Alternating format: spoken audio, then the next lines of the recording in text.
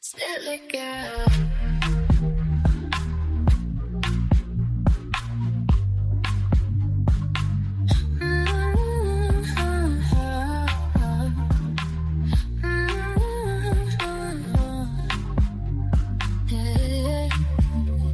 Happy Thursday. Welcome back, friends. It's Celia.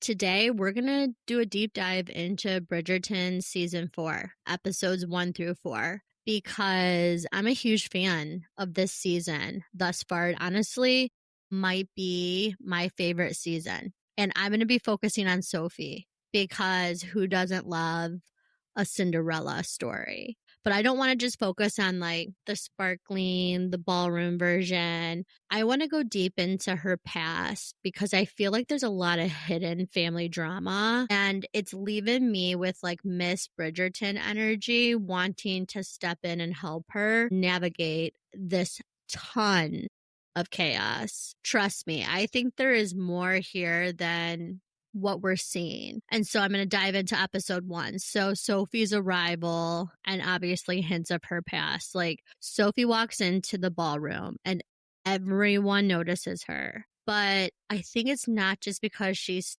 stunning. I think there's a subtle weight in her presence. Like she's carrying a story no one fully sees yet. Early whispers hint, obviously, that she's got her family scandal. The details are very vague, but here's my take. I think Sophie's mother made huge sacrifices, probably giving up status, wealth, or opportunities to protect Sophie's reputation. This backstory, in my opinion, would explain so much on her poise, her careful observation. She's charming. She's not just like naturally graceful. I feel like she's learned how to navigate high society under pressure, which is why she immediately feels like someone the ton can't quite read, but everyone is so intrigued.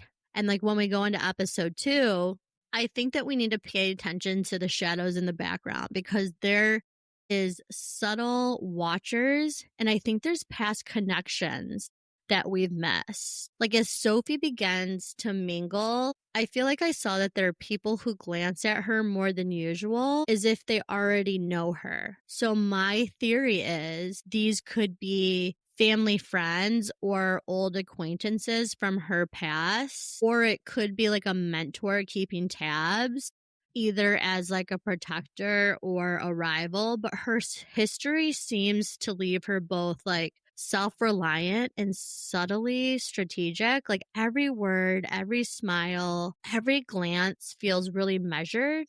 I don't think she's just like flirting. I think she's testing the room, seeing who's trustworthy, who might exploit her past, who could be an ally. And honestly, it's given me like full Miss Bridgerton energy because I see a woman who's carrying a secret history and navigating a world that doesn't respect her. My instinct as a viewer this season, and also like in Miss Bridgerton's spirit, is I want to step in and guide her, like make sure she doesn't get blindsided by gossip or power plays. And I think that really ties into episode 3. Secrets start resurfacing. Like by episode 3, Sophie's past starts to ripple more obviously. Like Mrs. Bridgerton is onto it. There are hints about lost wealth. There's hints about family status. Perhaps it's tied to like a long buried scandal. And so her careful moves make sense, almost like she's protecting herself from repeating her family's history. Here's the thing, like when I watch her, I see resilience built from sacrifice. She's obviously charming, she's witty, she's polite, but she's so guarded. And it makes me feel like there's a mentor, like a protector, like a cheer her honor that's going to come out to help. And I don't know who that is yet. I don't know if it's going to be someone she's worked with in the past. I don't know if it's going to be Mrs. Bridgerton. But I feel like I know what it's like to carry emotional and social weight that others can't see. So my theory is Sophie's hidden past may also explain why there's certain members unusually interested in her. Like they're sensing her power and connection to like something bigger. By episode 4, obviously Sophie's grace and hidden strength is what comes to mind. Like Sophie's taking control, she's owning her conversation, she's leading without flaunting. She obviously has the eyes of Benedict, but the past is still there, like shaping her. And that's really like what I'm stuck on. Like everything about her is careful. And that's a woman who's learned from a family, you know, of sacrifice and social trials. So watching her realize that her story is more than a romance, it's almost like a legacy.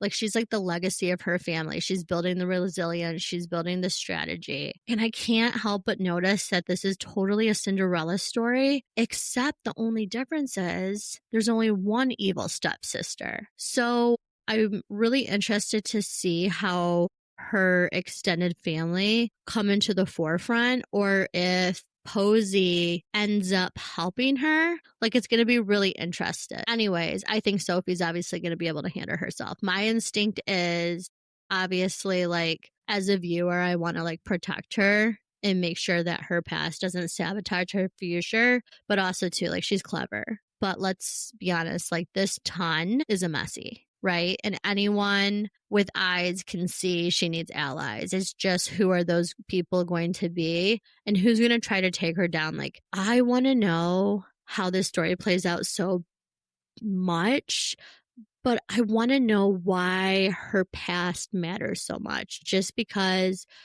they keep going back to her being younger. But the one thing that you notice is there's elders around her that protect her.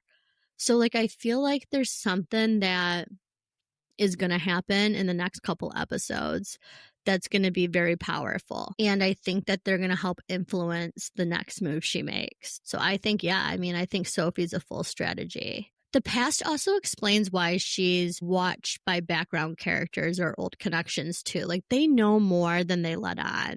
And watching her makes me think that like we need to start paying attention to subtle clues. I think there's more to this story and they're going to trick us. Anyways, that is my take on Sophie. Obviously, the rest, you know, we have all of these different characters, all of these different stories behind them. And it's all interesting, don't get me wrong. Like, love me a good Eloise, you know, can't wait for her season. Love seeing the younger kids grow up. Love watching Penelope. But man, this season's so good. And can we just say that Lady Danbury deserves a vacation? I hope that she gets it. And I'm so happy Mrs. Bridgerton finally got her tea, or she was the tea. Anyways, we'll talk about Bridgerton more as this season progresses. If you're mad at Benedict, don't be. He's just a fool. He's basically like, no, I can't even go there. If everyone's mad at Benedict, we can't. He just doesn't know better. But anyways, we'll talk more when more episodes launch. But we hope you have, hope you have a good weekend, and I'll talk to you guys next week.